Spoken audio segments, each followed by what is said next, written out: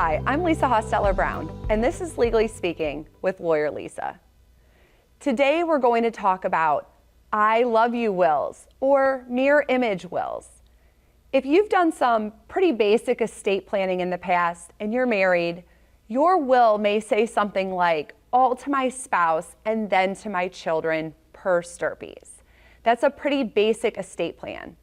And if you don't know what per stirpes means, it might be in your documents, but basically what it means is that if something happens to somebody I've left stuff to, it goes to their children, their grandchildren, their descendants down the line. And it also includes legally adopted children, but does not include stepchildren or foster children or children maybe that you've raised but are not legally yours. So if you have a will like this, it's important to consider whether or not that will is appropriate for your circumstances. I've seen so many times over the years where a spouse passes away, their will leaves everything to the surviving spouse, and then the surviving spouse changes their estate plan.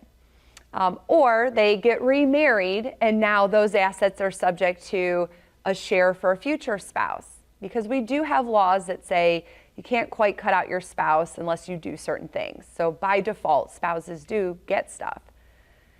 This can cause a lot of problems. So if you're younger, that might be a concern that your spouse might get remarried. We don't really like talking about that, but it happens.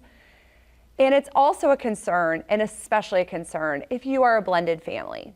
So if you have children from a prior marriage and you've done this basic estate planning, it's probably not the best planning for you or the most appropriate for your circumstances. So you do want to get that plan reviewed by somebody who does estate planning because a trust might be more appropriate. A trust is a great way to make sure that your spouse is taken care of during their lifetime, their needs are met, you're taking care of them after you're gone, but that your children are the ones that inherit after they pass away and not their children. Many people's children have been cut out through the use of these I love you wills, and they just are not the best tool for estate planning if you have a more complicated situation.